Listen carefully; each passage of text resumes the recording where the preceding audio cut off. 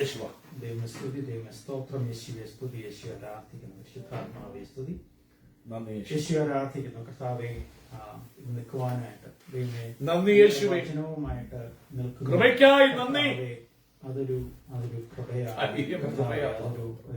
വലിയ ബ്ലെസ്സിംഗ് കർത്താവ്. അത് ചുമ്മാ ഞാൻ പറയാൻ പോവാ. കർത്താവ് എനിക്ക് വായിൽ അങ്ങ് പറഞ്ഞു വെച്ച് തരണം.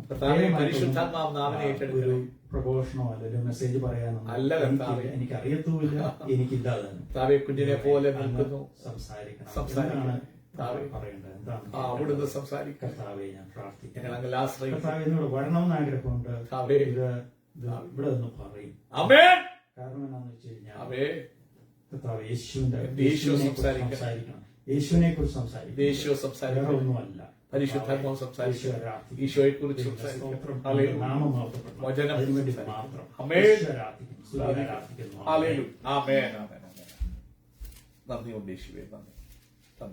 ഈ ദിവസങ്ങളില് ഞാൻ ആലോചിക്കുകയായിരുന്നു. അപ്പൊ നമ്മളെല്ലാം ഈ സ്പിരിച്വൽ മെച്യൂരിറ്റിയെ കുറിച്ച് സംസാരിക്കുകയാണ്. ഞാൻ നമ്മളിങ്ങനെ മെച്യൂർ ആകണം, മെച്യൂരിറ്റിയിലേക്ക് വരണം, മെച്യൂർ ആകണം.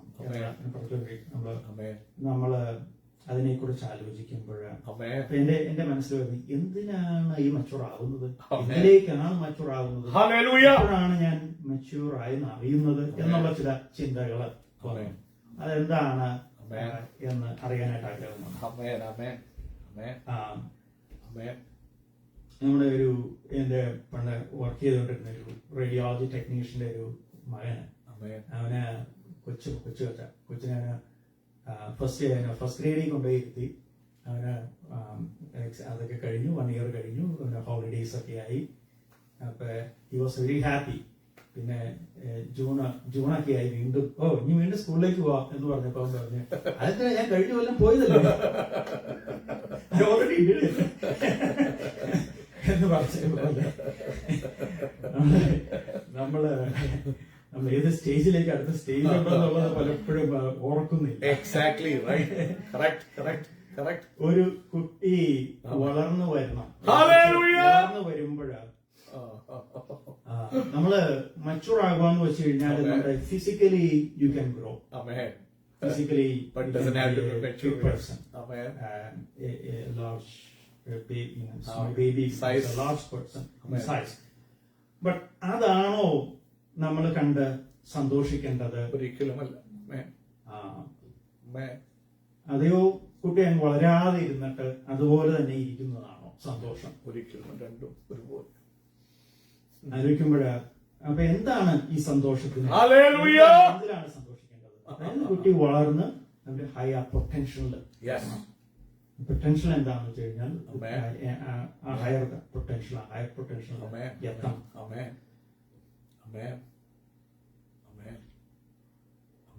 ഇത് ഞാനൊരു വലിയൊരു മെസ്സേജ് ആയിട്ടോ അങ്ങനെ ഒരു പ്രൊഫഷണലായിട്ടൊന്നും അല്ല പറയാം. ഞാനൊരു മെഡിറ്റേഷൻ ആയിട്ടാണ്, ഞാൻ ധ്യാനമായിട്ട് ധ്യാനിച്ചിരിക്കുകയാണ്. എന്താണ് അപ്പൊ ഞാൻ സസ്പെൻസ് ഒന്നും കളയുന്നില്ല.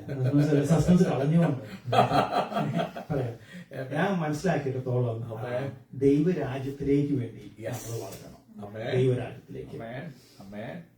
അപ്പൊ ഈ ദൈവരാജ്യം അപ്പൊ ആദ്യം നമുക്ക് മനസ്സിലാക്കേണ്ടത്, ദൈവരാജ്യം ആദ്യം എന്നാണ് സൃഷ്ടിച്ചത്. അത് മനസ്സിലാക്കണമെങ്കിൽ നമ്മൾ ആദ്യം ഉൽപ്പത്തിയിലേക്ക് പോകണം. ദൈവം എങ്ങനെയാണ് ക്രിയേറ്റ് ചെയ്തത്? ജെനസിസ് 1, ഉൽപ്പത്തി 1, ഉൽപ്പത്തിയില്. അപ്പൊ നമ്മളിപ്പോ 1 to 36 ആ ഒരു ഹോൾ ചാപ്റ്റർ വായിക്കാം. പക്ഷെ അത് വായിക്കാൻ സമയമില്ലാത്ത ശരിക്കും പറയുവാണെങ്കിൽ ആദ്യം ജെനസിസ് 1:1 ആദിയിൽ ആകാശവും ഭൂമിയും. ആദിയിൽ അപ്പൊ ഒന്നുമില്ലാത്തടത്തുനിന്ന് ദൈവം അവിടെ നത്തിങ് വാസ് എക്സിസ്റ്റഡ് ബിഫോർ, അവിടുന്ന് തുടങ്ങി created the entire universe by the power of his word. അപ്പൊ അവിടെ നിന്നാണ് ദൈവം തുടങ്ങിയത്. ആദിയിൽ ദൈവം ആകാശവും ഭൂമി. പിന്നെ അവിടെ ആ ഭൂമി, പക്ഷെ അവിടെ കെയോസ്, അവിടെ ഒരു അരാജകത്വം അവിടെ ഉണ്ട്. അവിടെ ഒന്നിനും ഒരു ഓർഡർ ഇല്ലായിരുന്നു. അപ്പൊ ദൈവം പറഞ്ഞു വെളിച്ചവും ഇരുട്ടും വേർതിരിച്ചു. വെള്ളങ്ങളുടെ മേൽ വിധാനമുണ്ടാക്കി, ആകാശമുണ്ടാക്കി, വെള്ളവും ഉണങ്ങിയ നിലവും വേർതിരിച്ചു, വെള്ളത്തിന്റെ കൂട്ടത്തിന് സമുദ്രം എന്ന് പേരിട്ടു. ഇങ്ങനെ ഓരോ വലിയൊരു ഓർഡർ. എന്നിട്ട് ദൈവം പറഞ്ഞു, 1:31 പറയുന്നു, താൻ ഉണ്ടാക്കിയതെല്ലാം കണ്ടിട്ട് ദൈവം നോക്കി അത്രയും നല്ലത് എന്ന് കണ്ടു. അതായത് അവിടെ എല്ലാം ഒരു ഗുഡ്നസ് ഉണ്ടായിരുന്നു. ഏറ്റവും ബെസ്റ്റ് എന്ന് പറയുന്നത്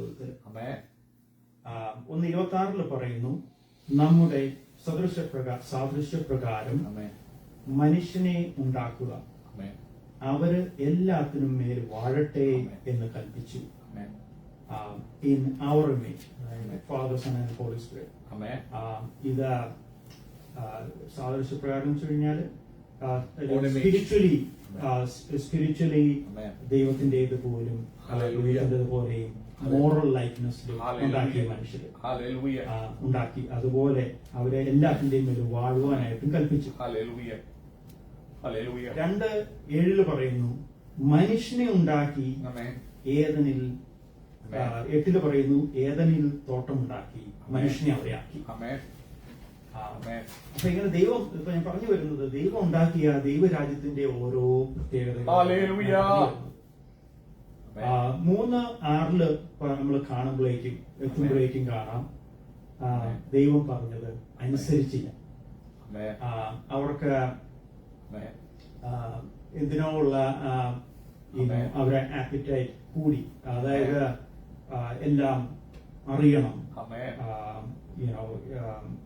എല്ലാം ഏറ്റവും ബെസ്റ്റ് ആകണം, ആപ്പിറ്റൈറ്റ് കൂടി, അവർക്ക് കണ്ടാൽ നല്ലതെല്ലാം വേണം, അല്ലെങ്കിൽ അവർക്ക് എല്ലാം നന്മയെക്കുറിച്ചും തിന്മയെക്കുറിച്ചും ഏതാ നന്മ, ഒരു കാര്യം ഞാനിപ്പോ ചെയ്യാൻ പോയി കഴിഞ്ഞു കഴിഞ്ഞാൽ ഇതെങ്ങനെയാകും എന്നുള്ളതിനെ കുറിച്ച് എനിക്ക് നേരത്തെ അറിയാം, എന്നിട്ടാ ഞാൻ ഇറങ്ങുള്ളൂ എന്നുള്ള ഫോർമോളജ് അത് എന്നുള്ള അങ്ങനത്തെ ആ ഒരു ആഗ്രഹം കൂടിയിട്ട് അവര് പാപം ചെയ്തത് പറഞ്ഞനുസരിച്ചില്ല.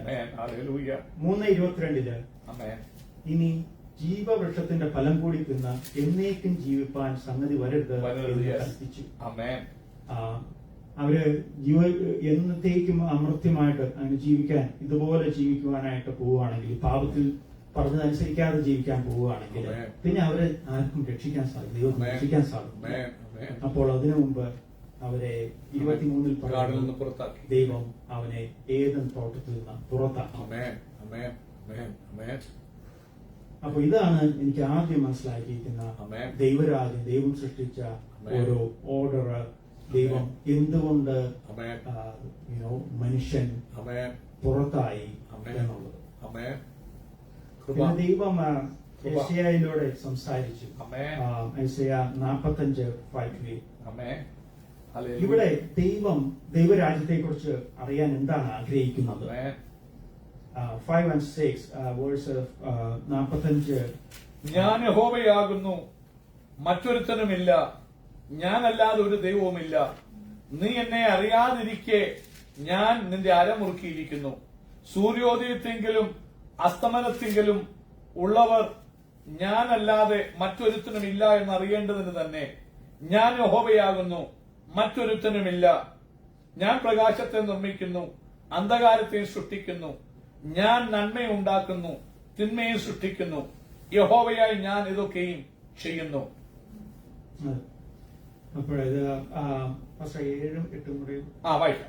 ആമേൻ. ആകാശമേ മേലിൽ നിന്ന് പൊഴിക്കുക, മേഘങ്ങൾ നീതിയെ വർഷിക്കട്ടെ. രക്ഷ വിളയേണ്ടതിന് ഭൂമി തുറന്നു വരട്ടെ, അത് നീതിയെ മുളപ്പിക്കട്ടെ. യഹോവയായി ഞാൻ അത് സൃഷ്ടിച്ചിരിക്കുന്നു. ആമേൻ. അടുത്തോട് വായിക്കണോ? നിലത്തിലെ കലനുറുക്കുകളുടെ ഇടയിൽ ഒരു കലനുറുക്കായിരിക്കെ തന്നെ നിർമ്മിച്ചവനോട് തർക്കിക്കുന്നവൻ അയ്യോ കഷ്ടം. മനയുന്നവനോട് കളിമണ്ണ് നീ എന്തുണ്ടാക്കുന്നു എന്നും കൈപ്പണി അവന് കൈയില്ല എന്നും പറയുമോ? അപ്പനോട് നീ ജനിപ്പിക്കുന്നത് എന്ത് എന്നും സ്ത്രീയോട് നീ പ്രസവിക്കുന്നത് എന്ത് എന്നും പറയുന്നവന് അയ്യോ കഷ്ടം. ഇസ്രായേലിന്റെ പരിശുദ്ധനും അവനെ നിർമ്മിച്ചവനുമായ യഹോവ ഇപ്രകാരം അരുളി ചെയ്യുന്നു, വരുവാനുള്ളതിനെ കുറിച്ച് എന്നോട് ചോദിപ്പീൻ, എന്റെ മക്കളെയും എന്റെ കൈകളുടെ പ്രവൃത്തിയെ കുറിച്ച് എന്നോട് കൽപ്പിപ്പിൻ. ആമേൻ. ആമേൻ. അപ്പം ഒരു കാര്യം അറിയാൻ ഉദ്ദേശിക്കുന്ന അതിൽ പറയുന്നത്, ഞാൻ യഹോവയാവുന്നു, മറ്റൊരു ദൈവമില്ല. അതെ. അപ്പൊ നമ്മൾ ഓർക്കേണ്ടത്, ഈ ദൈവം പറയുന്നത് it's not a small god. Hallelujah. നമ്മള് ഒരു ദൈവമേ ഉള്ളൂ. ആ ദൈവമാണ് യൂണിവേഴ്സ് എന്ന് നമ്മൾ വായിച്ചു. ഹല്ലേലൂയ. എവരിതിങ് ഈസ്, പിന്നെ 7 പറയുന്നത് everything is created by him. സകലത്തിൽ നിന്നും സകലത്തെയും സൃഷ്ടിച്ചവൻ. അപ്പൊ നമുക്ക് ആലോചിക്കുവാണെങ്കിൽ സകലത്തെയും സൃഷ്ടിച്ചവനായി ഇതിപ്പോ എനിക്ക് അറിയാൻ പാടില്ല, എന്തുകൊണ്ടാണ് എനിക്ക് അറിയാൻ പാടില്ല, എനിക്ക് ദൈവത്തോട് ചോദിക്കാം. എനിക്ക് ഒരു എന്ത് പ്രശ്നങ്ങളുണ്ടെങ്കിലും ദൈവത്തോട് ചോദിക്കാവുന്നതാണ്. സകലത്തെയും സൃഷ്ടിച്ചവൻ. 8 പറയുന്നു, അത് നീതിയെ മുളപ്പിക്കും. യഹോവയായി ഞാൻ അത് സൃഷ്ടിച്ചിരിക്കുന്നു. ലോകത്തിൽ നീതിയും രക്ഷയും കൊണ്ടുവരുന്നത് ദൈവമാണെന്നും സന്തോഷത്തിന് കാരണമാകും. ലോകത്തില് നീതിയും രക്ഷയും കൊണ്ടുവന്നവൻ യഹോവ. ഇതാണ് ദൈവരാജ്യത്തെ കുറിച്ച് പറയുകയാണെങ്കിൽ, ദൈവരാജ്യത്തിൽ നീതിയും രക്ഷയും ഉണ്ട്. പിന്നെ ഉള്ളത് എവരിത്തിങ് സൃഷ്ടിക്കപ്പെടുന്നത് എന്ത് വേണമെങ്കിലും നമുക്ക് ദൈവത്തോട് ചോദിക്കാം. സൃഷ്ടി മുഴുവൻ യഹോവയാണ് സൃഷ്ടിയുടെ സകലം ഉണ്ടാക്കി. ദൈവത്തോട് നമുക്ക് എന്തും ചോദിക്കാം. നമ്മുടെ ദൈവം ഒരു ചെറിയ ഗോഡല്ല, അതായത് ചെറിയ കാര്യങ്ങളല്ല, നമ്മൾ വലിയ കാര്യങ്ങൾ ചോദിക്കാം. ഇതൊക്കെയാണ് ഈ ദൈവരാജ്യത്തെ കുറിച്ച് യേശുവിനോട് സംസാരിക്കുന്നത്. പിന്നെ വചനം 22 കടക്കുമ്പോൾ, സകല ഭൂസീമാവാസികളുമായുള്ളവരെ എങ്കിലേക്ക് തിരിഞ്ഞ് രക്ഷപ്പെടുവേൻ, ഞാനല്ലാതെ വേറൊരു ദൈവവും ഇല്ലല്ലോ. 25 എന്നാണ് എന്റെ മുമ്പിൽ ഏത് മുഴങ്കാലും മടങ്ങും, ഏതു നാവും സത്യം ചെയ്യും എന്നിങ്ങനെ എന്റെ വായിൽ നിന്ന് നീതിയും മടങ്ങാത്ത ഒരു വചനവും പുറപ്പെട്ടിരിക്കുന്നു. യഹോവയിൽ മാത്രം നീതിയും ബലവും ഉണ്ട് എന്ന് ഓരോരുത്തൻ പറഞ്ഞുകൊണ്ട് അവന്റെ അടുക്കൽ ചൊല്ലും. അവനോട് കോപിക്കുന്നവരൊക്കെയും ലജ്ജിച്ചു പോകും. യഹോവയിൽ ഇസ്രായേൽ സന്തതി എല്ലാം നീതീകരിക്കപ്പെട്ട് പുകഴും. അതായത് 22 നമ്മൾ വായിച്ചതുപോലെ സകല ഭൂസീമാവാസികളുമായുള്ളവരെ, അതായത് എല്ലാവരെയും, സകല it's a invitation for all. സകലമായിട്ടുള്ള ഭൂവാസികളായിട്ടുള്ളവരെ. 23 പറയുന്നു, എന്റെ മുമ്പിൽ എല്ലാ മുഴങ്ങാലും എല്ലാവരെയും മുഴങ്ങാലും തുടങ്ങും. അതാണ് ദൈവത്തിന്റെ രാജ്യത്തില് അങ്ങനെയാണ്. 24 പറയുന്നു, യഹോവയിൽ മാത്രം നീതിയും ബലവും ഉണ്ട്. അവിടെ ദൈവരാജ്യത്തില് നീതിയും ബലവും ഉണ്ട്. 25 യഹോവയിൽ ഇസ്രായേൽ സന്തതിയെല്ലാം നീതീകരിക്കപ്പെട്ടു പുകഴും. അവിടെ ഒരു നീതീകരിക്കപ്പെടും. അവർ ഏത് അൺഫെയർനെസ്സിൽ കൂടെ കടന്നുപോയി. ദൈവരാജ്യം എന്താണെന്ന് മനസ്സിലാക്കിയ ദാവീദ് എന്താ പറയുന്നത്? 1 Chronicles 29 verses 11 to 17.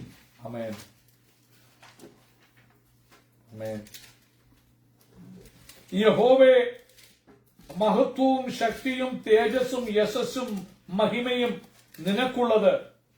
സ്വർഗത്തിലും ഭൂമിയിലുള്ളതൊക്കെയും നിനക്കുള്ളതല്ലോ. യഹോവേ, രാജത്വം നിനക്കുള്ളതാകുന്നു. നീ സകലത്തിനും മീതെ തലവനായിരിക്കുന്നു. ധനവും ബഹുമാനവും നിന്നിൽ നിന്ന് വരുന്നു. നീ സർവവും ഭരിക്കുന്നു. ശക്തിയും ബലവും നിന്റെ കയ്യിലിരിക്കുന്നു. സകലത്തെയും വലുതാക്കുന്നതും ശക്തീകരിക്കുന്നതും നിന്റെ പ്രവൃത്തിയാകുന്നു. ആകയാൽ ഞങ്ങളുടെ ദൈവമേ, ഞങ്ങൾ നിനക്ക് സ്തോത്രം ചെയ്ത് നിന്റെ മഹത്വമുള്ള നാമത്തെ സ്തുതിക്കുന്നു. എന്നാൽ ഞങ്ങൾ ഇങ്ങനെ എത്ര മനഃപൂർവമായി ദാനം ചെയ്യേണ്ടതിന് പ്രാപ്തരാകുവാൻ ഞാൻ എന്റെ ജനവും എന്തുള്ളൂ? സകലവും നിന്നിൽ നിന്നല്ലോ വരുന്നത്. നിന്റെ കയ്യിൽ നിന്ന് വാങ്ങി ഞങ്ങൾ നിനക്ക് തന്നതേ ഉള്ളൂ. ഞങ്ങൾ നിന്റെ മുമ്പാകെ ഞങ്ങളുടെ സകല പിതാക്കന്മാരെ പോലെ അതിഥികളും പരദേശികളുമാകുന്നു. ഭൂമിയിൽ ഞങ്ങളുടെ ആയുഷ്കാലം ഒരു നിഴൽ പോലെയത്രേ, യാതൊരു സ്ഥിരതയും ഇല്ല. ആമേൻ. അപ്പൊ എല്ലാത്തിന്റെയും ദാവീദിന് മനസ്സിലായ കാര്യമാണ് ആമേൻ. ഈ സ്വർഗരാജ്യത്തെ ആമേൻ, ആമേൻ. എല്ലാത്തിന്റെയും ഉറവിടം, ഓ യെസ്, പ്രപഞ്ചം മുഴുവന്റെയും ആധിപത്യം ഹല്ലേലൂയ. ദൈവത്തിന്റേതാണെന്ന് ആമേൻ, ആമേൻ. ദാവീദ് മനസ്സിലാക്കുന്നു. കൃപയേ. Verses 11 and 12. Amen, amen. Hallelujah. 12 പറയുന്നത്, ഞാൻ ബഹുമാനം നീ സർവവും ആമേൻ. ബലവും നിന്റെ കയ്യിലിരിക്കുന്നു, സകലത്തെയും വലുതാക്കുന്നു, ശക്തിയിരിക്കുന്നു. കൃപ, കൃപ, കൃപ, കൃപ, കൃപ. 13-14 പറയുന്നു, ആമേൻ. ദൈവം തന്നത് ഞാൻ തിരികെ തരിക മാത്രമാണ്. ആമേൻ. പറയുന്നു, ദൈവമേ, ഞങ്ങൾ നിനക്ക് സ്തോത്രം ചെയ്ത് നിന്റെ മഹത്വമുള്ള നാമത്തെ സ്തുതിക്കുന്നു. എന്നാൽ ഞങ്ങൾ ഇങ്ങനെ ഇത്ര മനഃപൂർവ്വമായി ദാനം ചെയ്യേണ്ടതിന് പ്രാപ്തരാകുവാൻ ഞാൻ ആര്? എന്റെ ജനവും എന്തുള്ളൂ? സകലവും നിങ്ങൾ നിന്നല്ലോ വരുന്നത്. ഞാൻ ഇവിടെ നിൽക്കുന്നു. ഈ വചനം പറയുന്നുണ്ടെങ്കിൽ, ഈ ബൈബിള് എന്റെ കയ്യിൽ ഉണ്ടെങ്കിൽ, എനിക്ക് ആരോഗ്യത്തോടുകൂടി ഇവിടെ ഇന്ന് ഈ ചർച്ചിൽ വരുവാനായിട്ടും ദൈവത്തെ ആരാധിക്കാൻ പറ്റിയിട്ടുണ്ട്. ദൈവത്തിന്റെ ഒരു ദാനമാണ്, കൃപയാണ്, അല്ലാതെ എന്റെ ഒരു കഴിവുമില്ല, ദാവീദിന് മനസ്സിലായി. 15 നമ്മെ മാഞ്ഞു പോകുന്ന നമ്മളെല്ലാം ഒരു നിഴലാണ്. ഇപ്പൊ ഒരു ഹിസ്റ്ററി എടുക്കുവാണെങ്കിൽ, നമ്മുടെ how many years we lived in this earth എന്ന് വെച്ച് കഴിഞ്ഞാൽ വെരി സ്മോൾ അത്രേ ഉള്ളൂ. മാഞ്ഞു പോകുന്നത് നമ്മൾ അന്യരും പരദേശികളുമാകുന്നു എന്ന് ദാവീദിന് മനസ്സിലായി. ഹൃദയത്തിൽ 17 പറയുന്നു, ഹൃദയത്തിന്റെ പരമാർത്ഥതയെ നോക്കുന്ന ദൈവമാണ്. ഇതാണ് ഈ ദാവീദിന്, ഈ വചനം മുഴുവൻ വായിച്ചു കഴിഞ്ഞാൽ നമുക്ക് ദൈവരാജ്യത്തെ കുറിച്ചാണ് പറയുന്നത്. ഞാൻ ഒരു സ്വല്പമായിട്ട് എന്റെ അണ്ടർസ്റ്റാൻഡിങ് പറഞ്ഞു. ദാവീദിന് ഇത് മനസ്സിലായി. ഇനി ദാവീദ് ഇത് അറിഞ്ഞിട്ട് ദാവീദ് എങ്ങനെയാണ് ദാവീദിന്റെ ജീവിതം പോയത്? ഒരു പറയുവാണെങ്കിൽ, ആദ്യമേ തന്നെ നമ്മൾ കാണുന്നത് ദാവീദിനെ കുറിച്ച് കാണുമ്പോ ഗോലിയാത്തിനെ പരാജയപ്പെടുത്തിയ ഒരു ദാവീദിനെയാണ്. ദൈവത്തിന്റെ കൃപ അവന്റെ കൂടെ ഉണ്ടായിരുന്നു. ഗോലിയാത്ത് എന്ന് പറഞ്ഞ ആർക്കും പറ്റാതിരുന്നത് ദാവീദിന് പറ്റി. അതായത് ദൈവരാജ്യത്തിലുള്ളവന്റെ ഒരു പ്രത്യേകതയാണ്. ഏത് പ്രശ്നത്തെയും, ഏത് പ്രശ്നങ്ങൾ എത്ര വലുതാണെങ്കിലും കൃപയുണ്ടെങ്കിൽ, ദൈവത്തിന്റെ കൃപയിൽ നിൽക്കുന്നവൻ ദാനമാണെന്ന് മനസ്സിലാക്കി അവന് ഗോലിയാത്തിനെ പരാജയപ്പെടുത്തി. പിന്നെ സങ്കീർത്തനങ്ങൾ രചിച്ചു ദാവീദ്. ദൈവത്തിന് ഒരു പ്രാർത്ഥന, അതായത് ഒരു കോൺസ്റ്റന്റ് ടച്ചില് വർഷിപ്പും ആ സങ്കീർത്തനം കൊണ്ട് ഇന്ന് നമുക്കും ഇന്ന് ആ സങ്കീർത്തനങ്ങൾ വായിച്ച് നമുക്ക് ആരാധിക്കാൻ, ദൈവത്തെ അറിയാനും സാധിക്കുന്നു. പിന്നെ നിയമപെട്ടകം യെരൂശലേമിലേക്ക് കൊണ്ടുവന്നു, ഇസ്രായേലിലെ ഒരു ആത്മീയ കേന്ദ്രമാക്കി മാറ്റി. ഇത് നമ്മുടെ ജീവിതത്തിലും നിയമപെട്ടകം ദൈവം നമ്മുടെ കുടുംബങ്ങളിലേക്ക് ഇറക്കി വരണം. നമ്മുടെ കുടുംബത്തില് ദൈവം എന്ന് ദാവീദിന് മനസ്സിലാക്കി, അതനുസരിച്ച് പ്രവർത്തിച്ചു. ആരാധനയ്ക്കായി സംഗീതം ആരാധിക്കാൻ പഠിപ്പിച്ചു. ആരാധിക്കേണ്ട എങ്ങനെയാണെന്ന് നമുക്കും അറിയാം. ദാവീദ് ആരാധിച്ച പോലെ നമുക്ക് ആരാധിക്കാമെന്ന്. ഒന്നാം ദേവാലയത്തിനായി ഒരുക്കങ്ങള് നടത്തി. ദൈവം ദാവീദിനെ ആ ദേവാലയത്തിന് വേണ്ടിയിട്ടുള്ള ഒരുക്കങ്ങളിലേക്ക്, അതായത് നമ്മുടെ പ്രവൃത്തിയിലേക്ക്, ദൈവരാജ്യത്തിന്റെ ആ പ്രവൃത്തിയിലേക്ക് കടക്കാനായിട്ട് ദൈവം ഒരുക്കത്തിലേക്ക് നമ്മളെ ഇന്ന് നയിക്കുക. എപ്പോഴും ദൈവത്തിന്റെ മാർഗനിർദ്ദേശം തേടിയ ദാവീദ്. നമ്മളിതെന്താ പറയേണ്ടത്? നമ്മളോട് ഇതെന്താ, നമ്മളിത് മനസ്സിലാക്കിയിട്ടുണ്ടെങ്കിൽ ഈ ദൈവരാജ്യത്തിന്റെ പ്രത്യേകതകളാണ്. ദൈവരാജ്യത്തില് എത്തേണ്ടവരാണെങ്കിൽ, ആഗ്രഹിക്കുന്നവരാണെങ്കിൽ ഇതൊക്കെയാണ് അവര് ചെയ്യേണ്ടത്. എപ്പോഴും ദൈവത്തിന്റെ മാർഗനിർദ്ദേശം മനസ്സിലാകണം. എനിക്ക് ഗോലിയാത്തിനെ പരാജയപ്പെടുത്താം, എന്റെ കുടുംബത്തിൽ ആരാധന ഉണ്ടായിരിക്കണം. പിന്നെ ദൈവത്തിനായി അഭിഷേകം ചെയ്യപ്പെട്ടവരെ ആദരിച്ചു. അതായത് ശൗൽ രാജാവിനെ കൊല്ലുവാനായിട്ട് പല തവണ അവസരം കിട്ടിയിട്ട് ആ. ദൈവത്താൽ തിരഞ്ഞെടുക്കപ്പെട്ട വ്യക്തിയെ ഉപദ്രവിക്കുകയില്ല ആമേൻ. എന്ന് ഹൃദയത്തിൽ നിർണയിച്ചു. ആമേൻ. അത് ആമേൻ.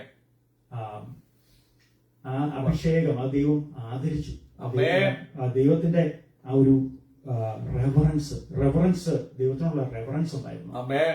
ആമേൻ. ദൈവം എന്താ പറഞ്ഞേക്കുന്നത് അതനുസരിച്ചാണ് ഞാൻ മൂവ് ചെയ്യുക. Yes. അല്ലാതെ ഐ വുഡന്റ് ഗോ എന്റെ ഒരു ഗുണത്തിന് ഇഷ്ടത്തിനോ. I will not go Hallelujah. Hallelujah. Reference ഉണ്ടായിരുന്നു. ആമേൻ. ആമേൻ. പാപങ്ങളെ കുറിച്ച് ആത്മാർത്ഥമായി പശ്ചാത്തപിച്ചു. ആമേൻ. പ്രവചനം വന്ന് പറഞ്ഞപ്പോൾ ആമേൻ.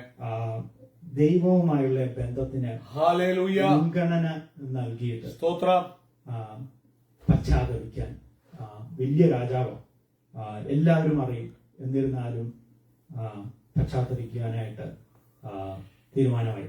അതായത് ഇന്നിപ്പോ എത്രയോ നമുക്കൊക്കെ ഒരു പാപം ചെയ്തു കഴിഞ്ഞാൽ നമ്മളിപ്പോ പലപ്പോഴും ഒക്കെ കേൾക്കുന്നതാണല്ലോ.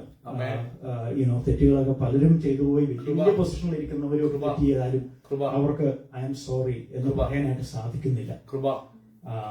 അത് ദാവീദിന് മനസ്സിലാക്കി. ദൈവവുമായിട്ടുള്ള ബന്ധമാണ് മുൻഗണന, മനുഷ്യരല്ല, മനുഷ്യരുടെ മുമ്പിലല്ല എന്നുള്ളത് മനസ്സിലാക്കി. ആരോനായുടെ കളം വിലയ്ക്ക് വാങ്ങി പൂർണ്ണ വില കൊടുത്ത് ദൈവം ദാവീദ് ചെയ്തത് തെറ്റിപ്പോയി എന്ന് മനസ്സിലാക്കിയ ദാവീദ് സെൻസസ് എടുപ്പിച്ച് അപ്പൊ ദൈവം പറഞ്ഞതല്ല കേട്ടത്. അപ്പൊ അതിന് പകരമായിട്ട് പ്രോഫറ്റ് അയച്ചു.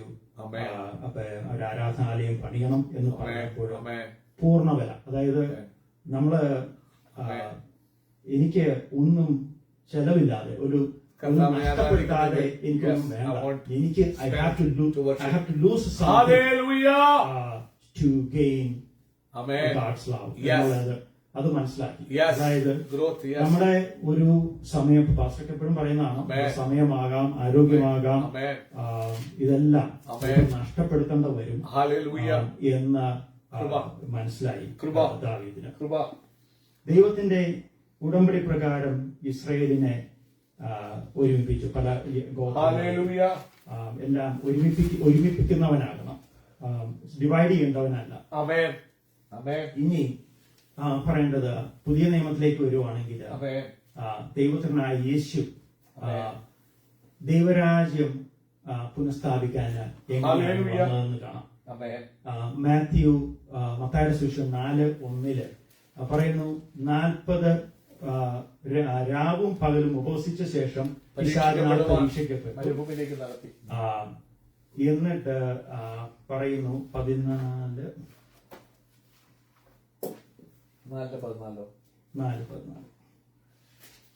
സെബൂലൂൻ ദേശവും നഫ്താലി ദേശവും കടൽക്കരയിലും യോർദാൻ അരികെയുമുള്ള നാടും ജാതികളുടെ ഗലീലയും, ഇങ്ങനെ ഇരുട്ടിൽ ഇരിക്കുന്ന ജനം വലിയൊരു വെളിച്ചം കണ്ടു.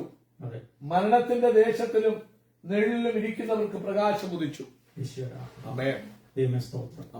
അപ്പൊ ഈ സെബൂലൂൻ ദേശവും നഫ്താലി ദേശവും കടൽക്കരയിലും ഈ നാട്ടിലൊക്കെ ഇരുട്ടിലിരിക്കുന്നവർക്ക്, അതായത് സ്പിരിച്വലി ഇഗ്നോറന്റ് ആയിട്ട്, മോറലി ഡെഡ് ആയിട്ടിരിക്കുന്നവർക്ക്, അവർക്ക് വേണ്ടി യേശു വന്നപ്പോൾ അവർ പറഞ്ഞത് ഒരു വെളിച്ചം കണ്ടു.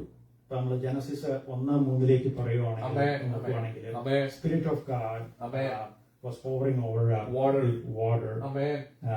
അത് കഴിഞ്ഞിട്ട് പിന്നെ പറയുന്നത് ദൈവം ആദ്യം പറഞ്ഞത് വെളിച്ചമുണ്ടാകട്ടെ എന്നാണ് പറഞ്ഞത്.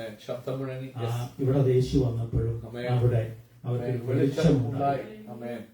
ഐസയായിലെ പ്രവചനം അവിടെ പൂർത്തിയാക്കുക. 4:17 പറയുന്നു, അന്ന് മുതൽ സമീപിച്ചിരിക്കുക, അന്നു മുതൽ യേശു സ്വർഗരാജ്യം സമീപിച്ചിരിക്കുക, മാനസാന്തരപ്പെടുമെന്ന് പ്രസംഗിച്ചു തുടങ്ങി. ആദ്യം എന്താ യേശു പ്രസംഗിച്ചത്? ആദ്യം പ്രസംഗിച്ചത് ചോദിക്കുവാണെങ്കിൽ അവിടെയാണ് കണ്ടെത്തിയത്, സ്വർഗരാജ്യം സമീപിച്ചിരിക്കുന്നു, അതിന് ചെയ്യണം, മാനസാന്തരപ്പെടുക. എനിക്ക് മനസ്സിലായത് നമ്മള് മച്ചുറായിട്ട് മച്ചുറാകുന്നത് എങ്ങോട്ടാണ് മെച്യൂരിറ്റി എത്തേണ്ടത് ആമേൻ. എന്ന് മനസ്സിലാകുന്നത്. യേശു പറഞ്ഞിരിക്കുന്നത് സ്വർഗരാജ്യം സമീപിച്ചിരിക്കുന്നു. ആ സ്വർഗരാജ്യത്തിലേക്കാണ് നമ്മൾ മെച്യൂർ ആകേണ്ടത്. ആമേൻ. Praise the Lord. കാരണം നമ്മൾ ഈ ലോകത്തില് നമുക്ക് ജീവിക്കാം. ആമേൻ. പിന്നെ വേറെ ഒരു കാര്യമാണ് സ്വർഗരാജ്യം. ആമേൻ. നമുക്ക് എവിടെയാണ് നമ്മുടെ ഡെസ്റ്റിനി എവിടെയാണ്? ഹല്ലേലൂയ. നമ്മുടെ ഡെസ്റ്റിനി ലോകരാജ്യത്തിന് വേണ്ടി ഹല്ലേലൂയ. നിൽക്കേണ്ടവരാണോ? അതെയോ ഒരു ദിവസം മരിച്ച് നമ്മുടെ ഇനി അത് കഴിഞ്ഞ് പലവരും ഉണ്ടല്ലോ, ഞാൻ അങ്ങോട്ട് മരിച്ചു, എനിക്ക് പിന്നെ എക്സിസ്റ്റൻസ് ഇല്ല എന്ന് പറയുന്നു. അതെയോ ഞാൻ മരിച്ചാലും ജീവിക്കും, യേശുവിനോടൊത്ത് ജീവിക്കും എന്ന് പറയുന്നവരാണോ? ഈശോ ദൈവത്തിന്റെ priority was reestablishing the kingdom of God. എവിടെയാണോ നഷ്ടപ്പെട്ടു പോയത് അത് തിരിച്ചെടുക്കുക. 4:23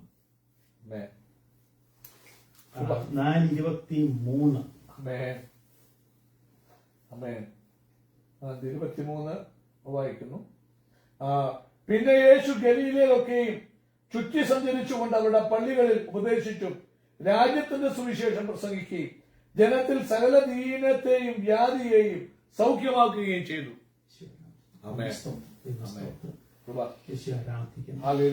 കർത്താവ് സ്പിരിച്വലി ഓർ മോറലി സെപ്പറേറ്റഡ് ആയിപ്പോയി.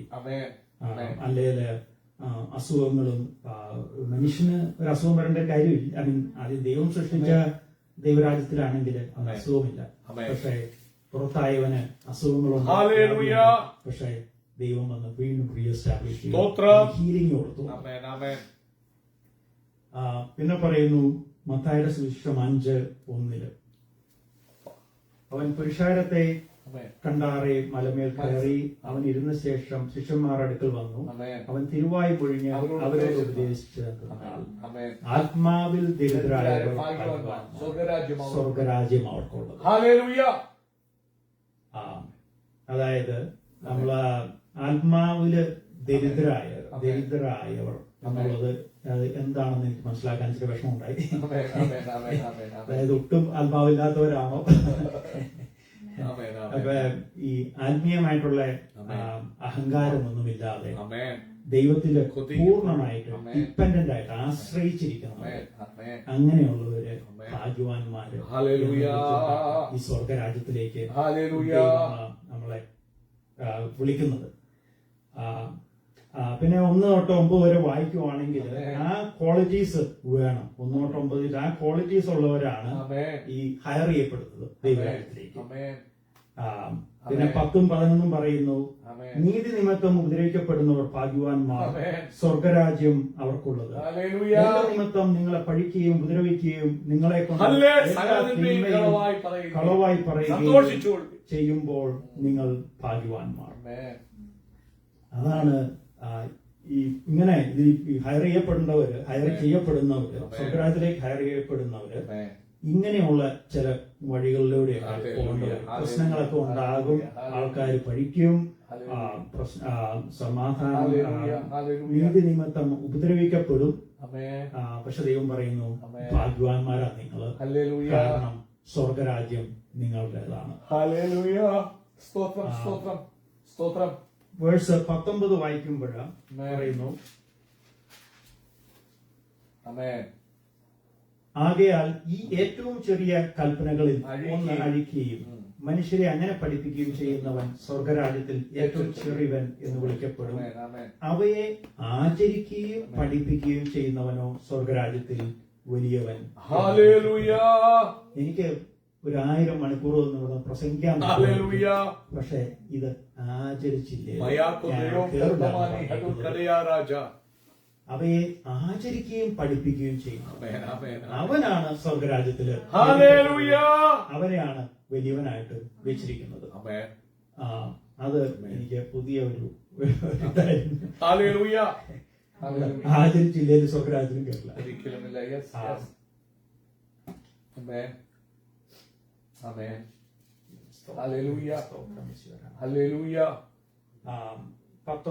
വേഴ്സ് 20 പറയുന്നു നിങ്ങളുടെ നീതി ശാസ്ത്രിമാരുടെയും പരീശന്മാരുടെയും നീതിയെ കവിയുന്നില്ലെങ്കിൽ നിങ്ങൾ സ്വർഗരാജ്യത്തിൽ കടക്കുകയില്ല ആമേൻ. എന്ന് ഞാൻ സത്യമായി പറയുന്നു. Yes. അതായത് ഒരു മോറലായിട്ടുള്ള ഒരു ക്വാളിറ്റീസ്, മോറലായിട്ടുള്ള ആമേൻ. ഒരു ഗുഡ്നസ് ആമേൻ. ദൈവം ആദ്യമേ സൃഷ്ടിച്ചപ്പോൾ തന്നെ അങ്ങനെ സൃഷ്ടിച്ചത്. ആമേൻ. നമുക്ക് സ്പിരിച്വലി എക്സലന്റ് ആയിട്ടുള്ള ഒരു ദൈവത്തിന്റെ ക്വാളിറ്റി, ആ സ്പിരിച്വൽ Hallelujah. Personality Hallelujah. ഉണ്ടായിരുന്നു. Amen. Top of that moral ആയിട്ടുള്ള Amen. Values. Amen. വാല്യൂസ് ഉള്ള ഒരു അങ്ങനത്തെ ക്വാളിറ്റി Amen. ദൈവം ഇൻസ്റ്റിൽ ചെയ്തിട്ടുണ്ട്. ആമേൻ. പക്ഷെ ഇപ്പോഴ് അത് പോയി Amen. നമ്മള് വേറെ ദൈവത്തെ അറിഞ്ഞിട്ടില്ലാത്തവർ കൃപ അവർക്കുണ്ട്. ഞാൻ ചെയ്യുന്നത് തീർച്ചയായും. ശരിയാണ് തെറ്റാണ് തീർച്ചയായും. അവർക്ക് അറിയാൻ പറ്റും. Amen. Amen. കാരണം ദൈവം അത് ഇൻസ്റ്റിൽ Yes. To conscience. അത്. ആമേൻ. പക്ഷെ ഇത് അങ്ങനെയുള്ളവരെക്കാളും നീതിയെ, അവരുടെ നീതിയെക്കാളും കവിഞ്ഞു നമ്മള് വരണം. കവിഞ്ഞില്ലേല് നമ്മള് സ്വർഗ്ഗരാജ്യത്തിൽ കടക്കിലാണ്. ആമേൻ. ആമേൻ. ആമേൻ. ആമേൻ. പിന്നെ വേറൊരാൾ നമ്മള് ഇത് സ്വർഗ്ഗരാജ്യത്തിലേക്ക് എങ്ങനെയാ കടന്നത് Amen. എന്ന് നോക്കുവാണെങ്കിൽ കൃപ. മനസ്സിലാക്കിയത് എന്താണെന്ന് നോക്കിയാൽ കൃപ. കൃപ. അപ്പോസ്റ്റൽ പോൾ പൗലോസ്ലീഹ എങ്ങനെയാണ് മനസ്സിലാക്കിയിരിക്കുന്നത് കിങ്ഡം ഓഫ് ആമേൻ. ഗോഡ്. ആമേൻ. ആമേൻ. ആമേൻ. റോമൻസ് 12:1. ആമേൻ.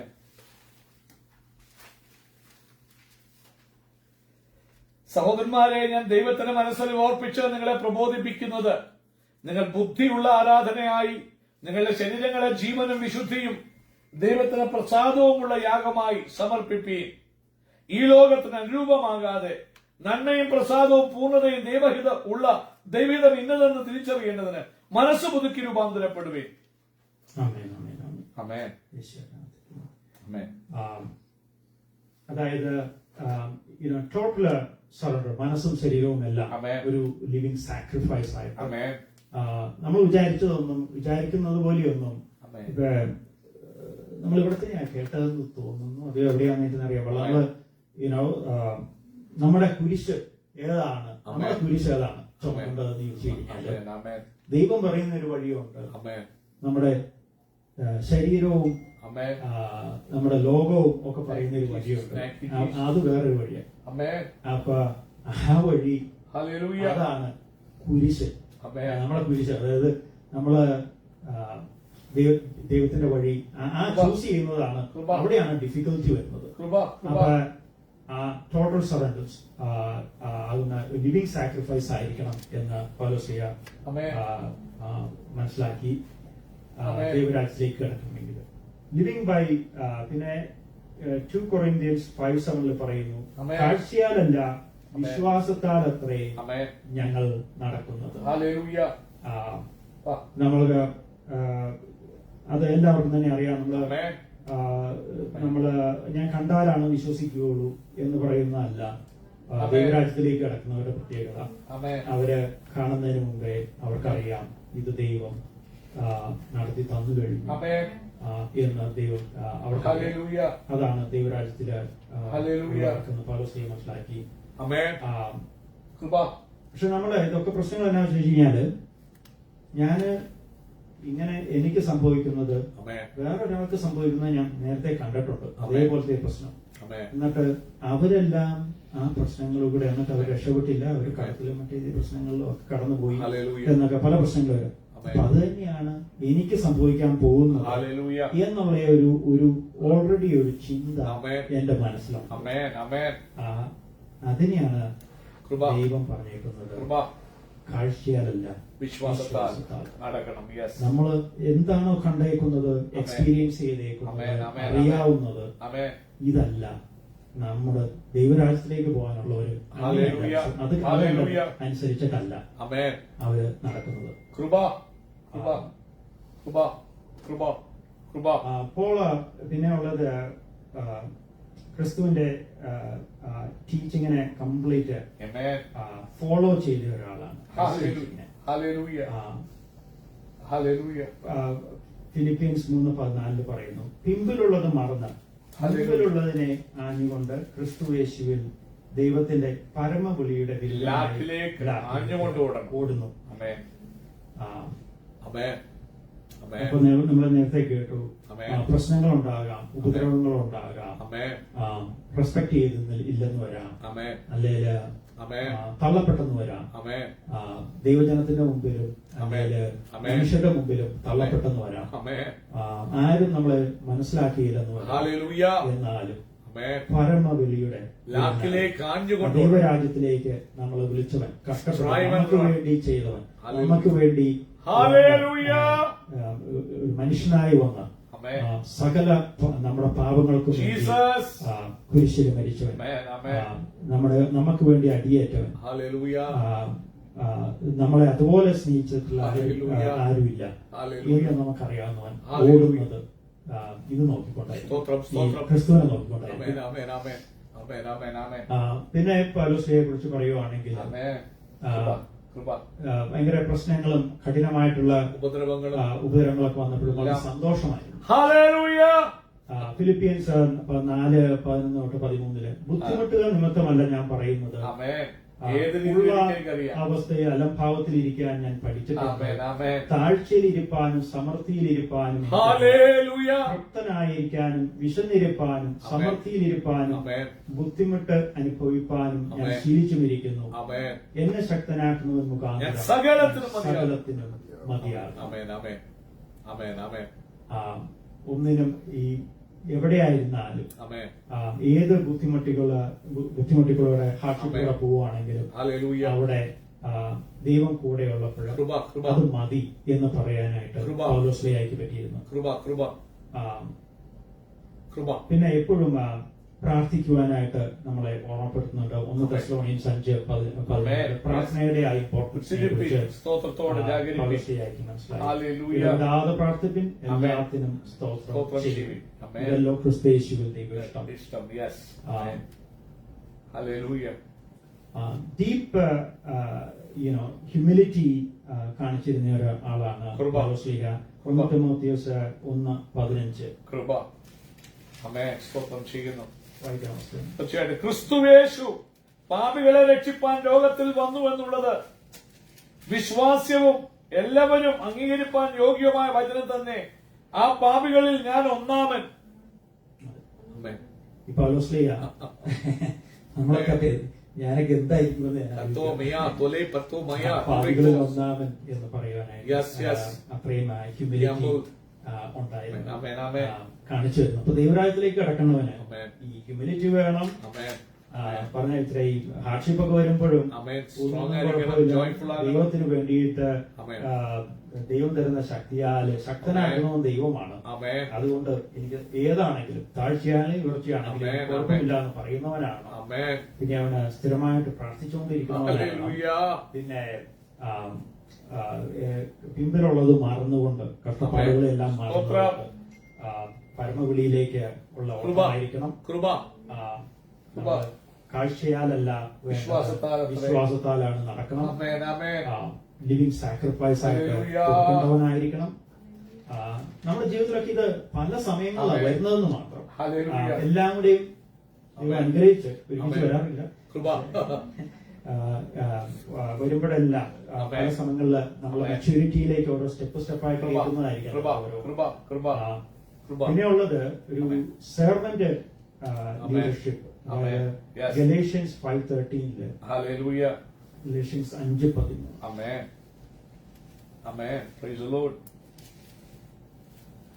സഹോദരന്മാരെ, നിങ്ങൾ സ്വാതന്ത്ര്യത്തിനായി വിളിക്കപ്പെട്ടിരിക്കുന്നു.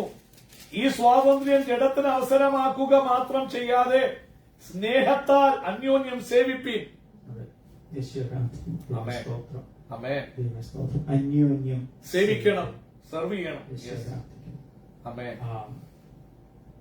ബോൾഡ്നെസ് ഒരു പ്രീച്ച് ചെയ്യുമ്പോൾ സുവിശേഷത്തെ കുറിച്ച് എനിക്ക് റോമൻസ് 1:16 പറയുന്നു. സുവിശേഷത്തെ കുറിച്ച് ഏവനും യഹൂദനും പിന്നെ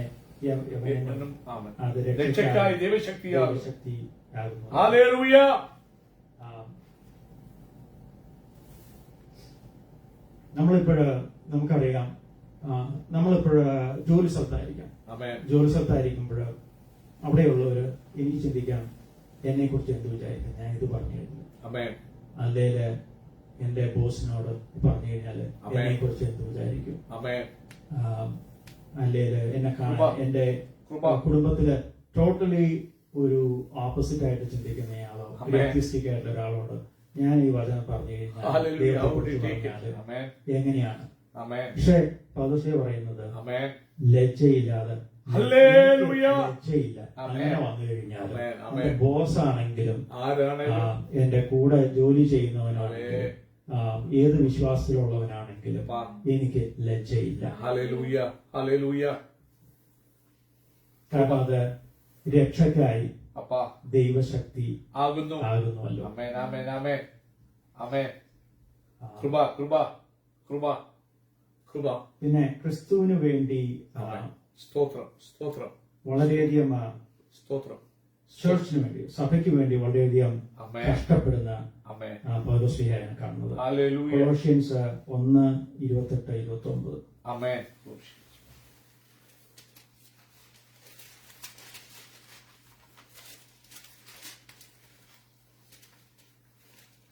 വായിക്കുന്നു. അവനെ ഞങ്ങൾ അറിയിക്കുന്നതിൽ ഏത് മനുഷ്യനെയും ക്രിസ്തുവിൽ തികഞ്ഞവനായി നിർത്തേണ്ടതിന് ഏത് മനുഷ്യനെയും പ്രബോധിപ്പിക്കുകയും ഏത് മനുഷ്യരോടും സകല ജ്ഞാനത്തോടും കൂടി ഉപദേശിക്കുകയും ചെയ്യുന്നു. അതിനായി ഞാൻ എന്നിൽ ബലത്തോടെ വ്യാപരിക്കുന്ന അവന്റെ വ്യാപാര ശക്തിക്കൊത്തവണ്ണം പോരാടിക്കൊണ്ട് അധ്വാനിക്കുന്നു. ഒരു അധ്വാനം പറയുന്നത് നമ്മളോടൊക്കെ കോളേജിൽ പോകാനുള്ളവരാണ്. ഒരു അധ്വാനം ആവശ്യമുണ്ട്. ഇപ്പൊ ഈ വചനത്തിന് ഇന്നലെ ഇന്ന് വായിച്ചപ്പോൾ ഇതിനു വേണ്ടിയിട്ട് പ്രിപ്പയർ ചെയ്തപ്പോൾ അധ്വാനം വേണ്ടി വന്നിരുന്നു. ഒരു സാക്രിഫൈസ് ചെയ്യാവുന്ന ഒരു കാര്യം വേണ്ടി പറയുന്നത് സകല മനുഷ്യരോടും സകല ജ്ഞാനത്തോടും കൂടി ഉപദേശിക്കുകയും ഏത് മനുഷ്യനെയും പ്രബോധിപ്പിക്കുകയും ഏത് മനുഷ്യനോടും. ഇപ്പൊ അതിലെനിക്കൊരു സന്തോഷം തോന്നി. വായിച്ചു കഴിഞ്ഞപ്പോ എനിക്കൊരു സ്വല്പം മുട്ടുമണി അത്രയും എനിക്ക് വേണ്ടി ഒരു സ്വല്പം ഒന്ന് അധ്വാനിക്കാനായിട്ട്.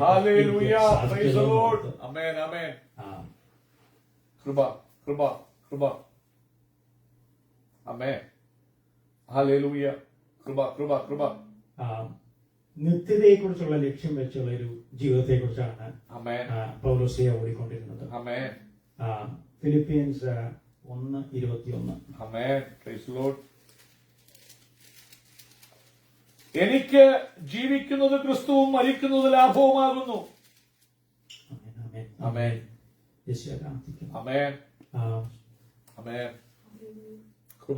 നമുക്കിന്ന് ജീവിക്കുമ്പോൾ പ്രശ്നങ്ങൾ മുഴുവൻ ഉണ്ടാകാം. കുടുംബത്തിലെ പ്രശ്നം, അല്ലെങ്കിൽ ആരോഗ്യകരമായ വരുമ്പോൾ പലപ്പോഴും ഇട്ടേച്ച് പോകാനായിട്ട്, ഓടാനായിട്ട് തോന്നും. ഇതൊന്നും വേണ്ട, എനിക്കിന്ന് പ്രാർത്ഥിച്ചിട്ട് കാര്യമില്ല. ഞാൻ എല്ലാ ദിവസവും ചർച്ചിൽ പോകുന്നു, അല്ലെങ്കിൽ സൺഡേ ട്യൂസ്ഡേ ഒക്കെ വരുന്നു, ഞാൻ ബൈബിൾ സ്റ്റഡിയിലുണ്ട്. എന്നാലും ദൈവം എന്തുകൊണ്ട് എന്നുള്ളൊരു ഓർമ്മ എന്ന് പിശാച് മനസ്സിൽ പറഞ്ഞു തരും. പറയുന്നത് എനിക്ക് ജീവിക്കുന്നത് ക്രിസ്തുവും മരിക്കുന്നത് ലാഭവും. പൗലോസ്ലീഹ കണ്ടത്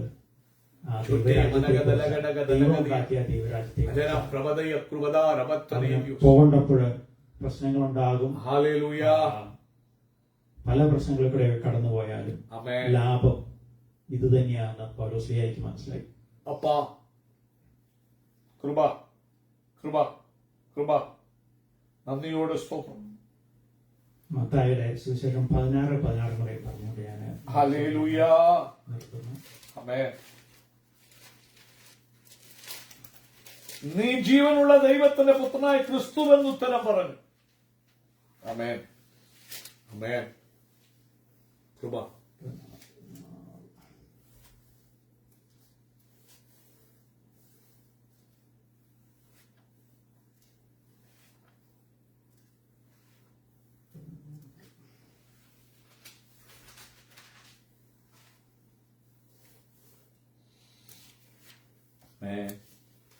ഹല്ലേലൂയ. സോറി, നീ 18 തൊട്ട് 17 യേശു അവനോട് പ്രയോന ശിമോനെ, നീ ഭാഗ്യവാൻ, ജഡരക്തങ്ങളല്ല സ്വർഗസ്ഥനായ എന്റെ പിതാവ് അത്രേ നിനക്കിത് വെളിപ്പെടുത്തിയത്. നീ പത്രോസ് ആകുന്നു. ഈ പാറമേൽ ഞാൻ എന്റെ സഭയെ പണിയും, പാതാള ഗോപുരങ്ങൾ അതിന് ജയിക്കുകയില്ല എന്ന് ഞാൻ നിന്നോട് പറയുന്നത്. സ്വർഗരാജ്യത്തിന്റെ താക്കോൽ ഞാൻ നിനക്ക് തരുന്നു. നീ ഭൂമിയിൽ കെട്ടുന്നതൊക്കെയും സ്വർഗത്തിൽ കെട്ടപ്പെട്ടിരിക്കും. ആമേൻ. നീ ഭൂമിയിൽ അഴിക്കുന്നതൊക്കെയും സ്വർഗത്തിലും അഴിഞ്ഞിരിക്കും. സ്വർഗത്തിൽ അഴിഞ്ഞിരിക്കും. ഉത്തരം പറഞ്ഞു. അപ്പോൾ ഈ ഭാഗ്യവാനാണ് ജഡരക്തങ്ങളല്ല, അപ്പാ. സ്വർഗസ്നായ പിതാവാണ് നമ്മളിവിടെ ഓരോരുത്തർക്കും ഇത് വെളിപ്പെടുത്തി തന്നത്. ആമേൻ. നീ പത്രോസ് ആവുന്നു. പെട്രോസ് ആണോ പെട്രയാണോ? പെട്രോസ് ആണോ അല്ലേ? ആമേൻ. പെട്രോസ്. പെട്രോസ് എന്ന് പറഞ്ഞാൽ ഒരു പാറ കഷ്ണം. ആ, പെട്രാണ് പാറ. ഈ പാറമേൽ, അതായത് ആമേൻ. ഈ വലിയ ഹ്യൂജ് On this rock. റോക്കില് ഞാൻ എന്റെ സഭയെ പണി. ആമേൻ. പത്രോസ്, നീ ചെറിയൊരു പാറയായിരുന്നു, പക്ഷെ ആമേൻ. പണിയുന്നത് ക്രിസ്തുവാകുന്ന പാറമേലാണ് പാറയിലാണ് പണിയുന്നത്. ഹല്ലേലൂയ. ഹല്ലേലൂയ. പണിത് കഴിഞ്ഞാൽ ആമേൻ. പാതാള ഗോപുരങ്ങൾ അതിനെ ജയിക്കത്തില്ല. അതിനെ ജയിക്കത്തില്ല. ആമേൻ. കാരണം നീ ആമേൻ. ഇരിക്കുന്നത് ആമേൻ. Creator of heaven. ഹല്ലേലൂയ. സ്വർഗരാജ്യത്തിന്റെ താക്കോൽ ഞാൻ നിനക്ക് തരുന്നു. ആമേൻ. എനിക്കിന്ന് സ്വർഗരാജ്യത്തിലേക്ക് കയറണമെങ്കിൽ ഞാൻ ഹല്ലേലൂയ. എന്താ ചെയ്യേണ്ടതെന്ന് എനിക്കറിയാം. ഇപ്പോൾ ആമേൻ. നീ ഭൂമിയിൽ കെട്ടുന്നതൊക്കെയും സ്വർഗത്തിൽ കെട്ടപ്പെട്ടിരിക്കുന്നു, നീ ആമേൻ. ഭൂമിയിൽ അഴിക്കുന്നതൊക്കെയും സ്വർഗത്തിൽ അഴിഞ്ഞിരിക്കും. ദൈവം ചുമ്മാ നമ്മള് വെറും കൈയോടെ ഈ താക്കോലും തന്നേച്ച് Yes. വിടുവല്ല ചെയ്തത്. ശുശ്രൂഷയുണ്ട്. നമുക്ക് Yes. ഒരു ആമേൻ. നമ്മള് പ്രവൃത്തിയുണ്ട്. പ്രവൃത്തിയുണ്ടല്ലോ. ആമേൻ. ആമേൻ. ദൈവം ആമേൻ. പറഞ്ഞ ചില തീർച്ചയായിട്ടും. തീർച്ചയായിട്ടും. കാരണം വചനം പറഞ്ഞു കഴിഞ്ഞാൽ ഹല്ലേലൂയ. ശക്തിയുണ്ട്. ആമേൻ. യേശുരാധി. ആമേൻ. ഹല്ലേലൂയ. ഇതാണ് ചെറിയ ഒരു സ്വർഗരാജ്യത്തെ കുറിച്ച് ആമേൻ. ക്രിസ്തു യേശുവിന്റെ കൃപയായി ഒരു ദാനമായിട്ട് തന്ന ഒരു വചനത്തിലൂടെ കിട്ടിയത്. ഹല്ലേലൂയ. യേശു ആരാധിക്കുന്ന ദൈവമേ സ്തോത്രം. കർത്താവിന്റെ ഈശോയെ സ്തുതി. ദൈവമേ സ്തോത്രം. ഹല്ലേലൂയ. കർത്താവ്, ഞങ്ങളെ ചെറിയ കാര്യങ്ങളിലേക്ക് ഒന്നുമല്ല ദൈവം വിളിച്ചേക്കുന്നത്. യേശു ആരാധിക്കുന്നു. കർത്താവെ, ഇതിലൂടെ കടന്നു പോകുമ്പോൾ കർത്താവിന്റെ ഈശോയെ അങ്ങയുടെ കരുണ വേണം, കൃപ വേണം. കർത്താവെ, തെറ്റിപ്പോയാൽ കർത്താവെ ഞങ്ങൾ തിരിച്ചു കൊണ്ടുവരണം. പ്രാർത്ഥിക്കുന്നു. യേശു ആരാധിക്കുന്നു. കർത്താവിന്റെ ഈശോയെ സ്തുതി. ദൈവമേ സ്തോത്രം. കർത്താവ്, ഇത് കേട്ടപ്പോൾ അനേകം പാപങ്ങൾ ഞങ്ങളെ കഴുകിക്കളയണമേ, വചനങ്ങളിലൂടെ കഴുകണമേ എന്ന് പ്രാർത്ഥിക്കുന്നു. യേശു ആരാധിക്കുന്നു.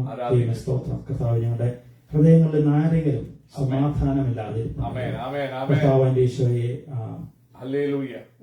പ്രതീക്ഷയില്ലാതിരിപ്പുണ്ടെങ്കിൽ, കർത്താവിന്റെ ഈശോയെ ഒരു സൗഖ്യം വേണം എന്ന് ആലോചിച്ചിരിപ്പുണ്ടെങ്കിൽ, കർത്താവെ തകർന്നവരുണ്ടെങ്കിൽ, കർത്താവിന്റെ ഈശോയെ കർത്താവെ ഞങ്ങളുടെ വചനം അയക്കണമേ എന്ന് പ്രാർത്ഥിക്കുന്നു. കർത്താവെ അവരെ സൗഖ്യപ്പെടുത്തണമേ എന്ന് പ്രാർത്ഥിക്കുന്നു. യേശു ആരാധിക്കുന്നു. കർത്താവെ, എന്നെ ചെറിയവനായ എന്നെ ദൈവമേ ഒരു സ്വർഗരാജ്യത്തിലേക്ക് വിളിച്ചതിനെ ഓർത്ത് കർത്താവെ ഞങ്ങൾ അങ്ങേക്ക് നന്ദി പറയുന്നു. യേശു ആരാധിക്കുന്നു. ദൈവമേ സ്തോത്രം. ഈശോയുടെ വിലയേറിയ നാമത്തിന് സ്തുതിയും ആരാധനയും. ആമേൻ.